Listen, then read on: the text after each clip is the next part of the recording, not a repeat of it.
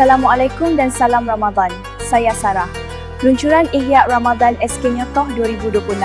Semoga Ramadan ini lebih indah dan bermakna.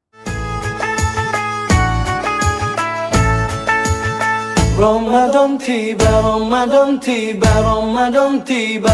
Marhaban ya Ramadan, marhaban ya Ramadan, marhaban ya Ramadan, marhaban ya Ramadan.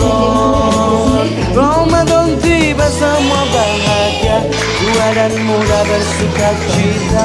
Bulan ampunan, bulan yang berkah, bulan terbebas api neraka.